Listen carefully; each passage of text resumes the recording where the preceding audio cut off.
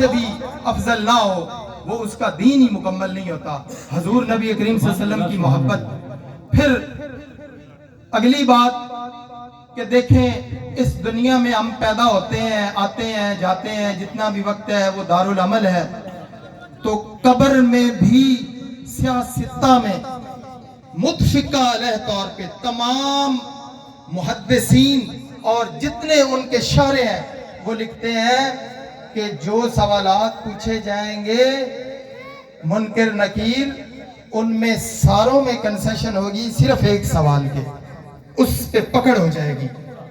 تمام سیاستہ متفق. یہ کوئی ایسی چلتی پھرتی بات نہیں میں کر رہا، یہ بڑی معتبر اور مستند حوالے سے کر رہا ہوں. وہ فارغ ہو جائے گا جس نے زندگی میں کسی جگہ پہ حضور نبی کریم صلی اللہ علیہ وسلم کی گستاخی کی یا ادب بجا نہ لایا، وہ فارغ ہو جائے گا.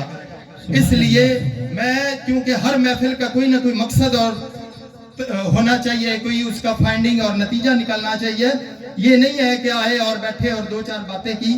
اس میں نے جو کیونکہ دیکھیں بہت سارے ایسے بد عقیدہ لوگ حضور نبی کریم صلی اللہ علیہ وسلم کی محبت کے حوالے سے ہمیں متزلزل کرتے ہیں، عقیدہ ختم نبوت کے حوالے سے ہمیں متفرق کرتے ہیں، حضور نبی کریم صلی اللہ علیہ وسلم کی محبت ہمارے دلوں سے نکالتے ہیں. مثلا مختصر سی بات کروں گا میں.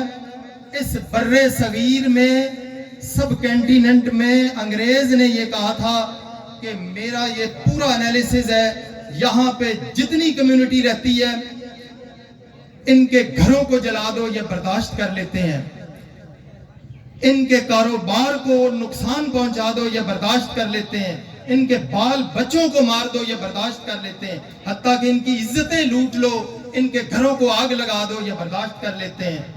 لیکن پھر آگے ایک اور بات کہتے ہیں کہ مسجدوں کو گرا دو پھر بھی یہ رو دھو کے چپ ہو جائیں گے. لیکن حضور نبی کریم صلی اللہ علیہ وسلم کی محبت کے حوالے سے بات کریں گے تو یہ جان دے دیں گے، یہ ایک گلے کٹوا دیں گے. یہ ایک غیر مذہب اور یہود و نصارہ کا تجزیہ ہے. اس دوران پھر یہ بات کی گئی. دیکھیں آپ پڑھے لکھے لوگ بیٹھے ہوئے ہیں، تحقیق کر لیں، تحقیق کر لیں. یہ عبد الوہاب نجدی 100 سال پہلے، یہ مکتبہ دیوبند 100 سال پہلے، مکتبہ بریلی 100 سال 150 سال پہلے، اور فتنہ قادیانیت 1900 میں. تو یہ ان کی سازش تھی کہ ان کو آپس میں لڑا دو اور حضور نبی کریم صلی اللہ علیہ وسلم کی محبت ان کے دلوں سے نکال دو. دیکھیں قبر میں سوال ہوا من ربو کا، تیرا رب کون ہے؟ جواب آیا ہے نہیں آیا؟ کنسیشن ہے.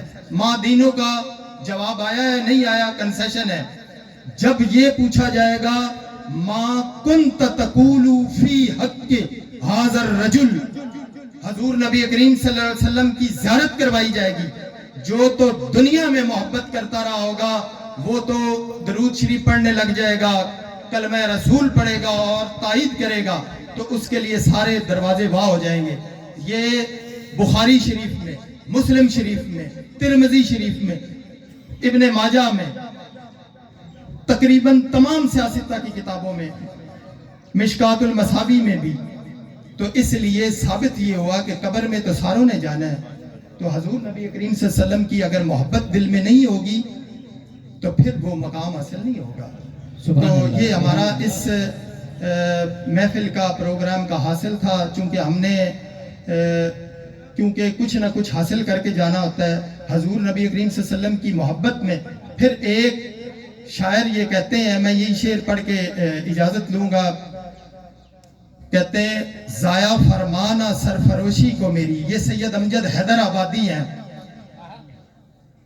مٹی میں نہ ملا گرم جوشی کو میری، آیا ہوں پہن کے کفن اے رب غفور، دھبا نہ لگے سفید پوشی کو میری. تو پھر بڑے بڑے جید اور مستند مشائخ سے سنا ہے اور کتابوں میں لکھا ہوا ہے کہ 100 سال گزر جانے کے بعد بھی ہم نے کچھ اپنے بزرگوں کی قبر کشائیاں کی تو ان کی مٹی کو، ان کے کفن کو مٹی نہیں لگی ہوئی تھی اور خوشبو آ رہی تھی. اور اس چیز کی میں مطلب ہے وہ آپ کو حوالہ بھی دے دوں. گولڑا شریف کے تاجدار اور چراغ گولڑا سید نصیر الدین نصیر صاحب رحمت اللہ علیہ نے فرمایا کہ میں عینی شاہد ہوں، اور میں نے اپنے دادا قبلہ بابو جی صاحب رحمت اللہ علیہ سے پوچھا کہ یہ قبر کن کی ہے جن میں سے خوشبو نکل رہی ہے اور کفن صاف ہے؟ تو وہ سید امجد حیدرآبادی کے شعر کے مطابق پھر اللہ تعالیٰ کو خود کہتے ہیں کہ دھبا نہ لگے سفید پوشی کو میری. تو انہی باتوں کے ساتھ میں اجازت چاہوں گا. وآخر دعوانا وان الحمدللہ رب العالمین. سبحان اللہ، سبحان اللہ. بارگاہ